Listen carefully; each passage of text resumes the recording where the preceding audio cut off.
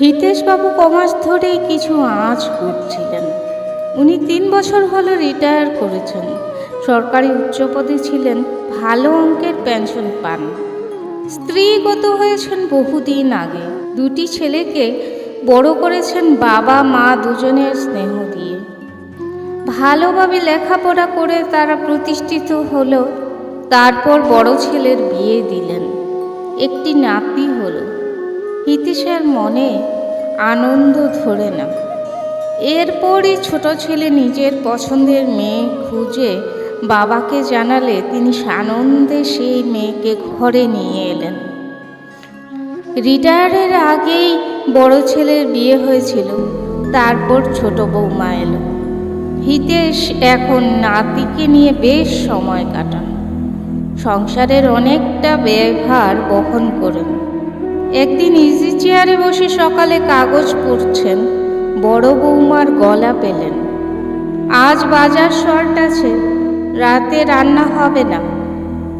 সে চাকরি করে, বলছে যাকে। এ বাড়িতে ছেলেদের জন্মের আগে থেকে কাজের মেয়ে জবা আছে। সে তার ছেলেদের থেকে বেশ কিছুটা বড়। জবা এই মাতৃহারা 2 ছেলেকে দিদির স্নেহে আগলে রেখেছিল। সে বলল, দাদারা কেউ এনে দেবে। বড় বউ বলল, কেন? বাবা তো বসে আছেন, বাজারটা রোজ করলেই পারেন। হিতেশের কানে কথাটা বাজল, বুঝলেন সংসারে তার প্রয়োজন ফুরিয়েছে। নিজের মনকে বললেন, মন তুই তৈরি থাক। এরপর থেকে বউদের নানা আচরণে তার প্রতি বিরূপতা প্রকাশ পেতে থাকল। একদিন সকালে বড় ছেলে রাগত গলায় বউকে বলছে, আমার শার্টটা লন্ড্রি থেকে আনা হয়নি। বড় বউ বলল, না, যাবার সময় হয়নি। বড় ছেলে বলল, বাবা একটু আনতে পারলো না, সারাদিন তো বসেই থাকে। হিতেশের কানে গেল, ভাবলেন যুগ ধর্ম। এরপর এক রবিবার সকালে ব্রেকফাস্ট টেবিলে এসে দেখলেন সবাই আগে ভাগেই উপস্থিত। জবা প্লেটে গরম লুচি, আলু ছেঁচকি আর সন্দেশ পরিবেশন করছে। বড় ছেলে বলল, বাবা একটা কথা ছিল। হিতেশ বুঝলেন ওরা সকলেই কিছু প্ল্যান করেছে। বললেন, বলো।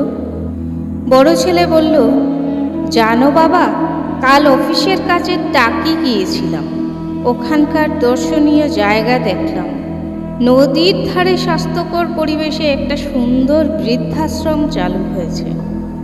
দেখেই ভাবলাম তুমি ওখানে মনোরম পরিবেশে শেষ জীবনটা থাকতে পারো। আমরা যাব, আসবো। কি রে ভাই, কি বলিস? ছোট ছেলে বলল, বেশ ভালো হবে। হিতেশ হেসে বললেন, সব তো শুনলাম, কিন্তু বাবারা, আমারও যে একটা প্রস্তাব আছে। তোমরা বরং একটা জুৎসই যৌবনাশ্রমের খোঁজ করে সেখানেই থাকো না কেন? বাড়িও আমার, পেনশনও পাই। জবা মাকে নিয়ে বাপ বেটিতে ভালোই থাকবো, তোমরাও আসবে যাবে। এইভাবে তিনি একটা ছক্কায় বাজি মাত করে দিলেন। জবাকে বললেন, জবা মা, লুচিগুলো ঠান্ডা হয়ে গেল, গরম গরম নিয়ে আয় তো। ছেলে বউয়েরা হতভম্ব হয়ে বসে রইল।